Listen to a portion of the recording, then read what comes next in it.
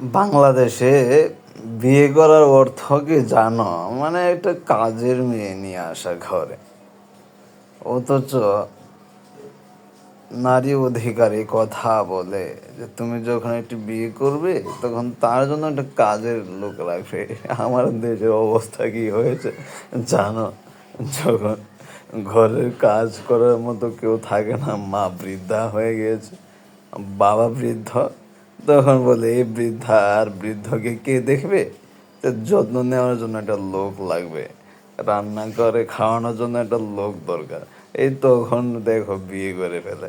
আসলে কি ব্যাপারটা তাই নাকি? আমি বুঝি না। এরা কাজের লোক আনবে তো একটা ভাড়া করে নিয়ে আসতে হয়। এই বিবাহের মতো একটা সম্মানজনক বিষয়, এটাকে কেন ব্যবহার করবে? আচ্ছা, আমি বুঝি না। তোমার অভাব আছে, তুমি জানো। হ্যাঁ, তা তুমি বিয়েটা কেন করতে চাও? আচ্ছা, ভালো করে শুনে রাখো। তুমি যে মুসলিম হয়ে থাকো না, তো আমি তোমাকে বিয়ের আগে কিছু কথা বলি এবং কান দিয়ে শোনো। ইসলামের বিধান কি জানো?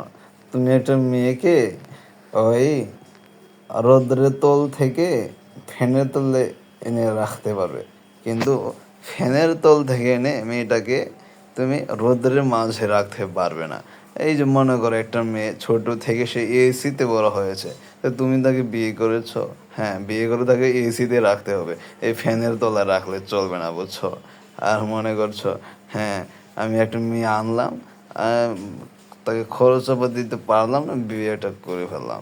তুমি জানো কি একটা মেয়ের যখন তার দৈনিক খরচা যদি কথার কথা যদি 300 টাকা হয়, আর তোমার সামর্থ্য আছে মাত্র 200 টাকা দেওয়ার মতো, তো 200 টাকা দিবে আর বাকি 100 টাকা তোমার উপর ঋণ থেকে যাবে।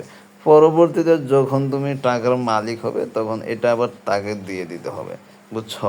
কিন্তু তুমি তো মনে করছো হ্যাঁ আমি বিয়ে করে ফেললাম, কাজের একটা লোক নিয়ে ফেললাম, হ্যাঁ আমার কাপড় চোপড় ধোবে, আমাকে রান্না করে খাওয়াবে।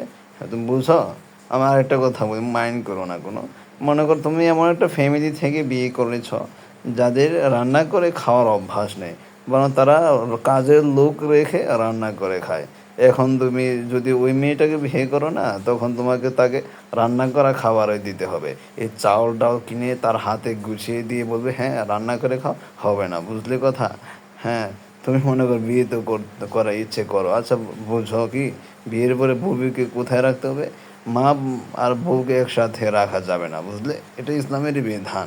হ্যাঁ, তুমি যে মেয়েটাকে বিয়ে করবে না, তুমি ওই মেয়ের জন্য আলাদা এমন একটা ঘর রাখতে হবে যে ঘরে তোমার বিবির অনুমতি ছাড়া তোমার বাবা মা ভাই বোন আত্মীয় কেউই ঢুকতে পারবে না। এমনকি তুমি নিজেও যদি অনুমতি দাও না, তবু ওই ঢোকার কোনো তার অধিকার থাকবে না যতক্ষণ না তোমার বিবি ওই অনুমতিটা দিবে, বুঝলে? ইসলামের নারীকে কতটা অধিকার দিয়েছে। আর তুমি কি মনে করছো স্ত্রীর জন্য আলাদা বাথরুম করো নাই, আলাদা রান্নাঘর বানাও নি, তুমি বিয়ে করে ফেলতেছো? হ্যাঁ, বাহ, এটা কি?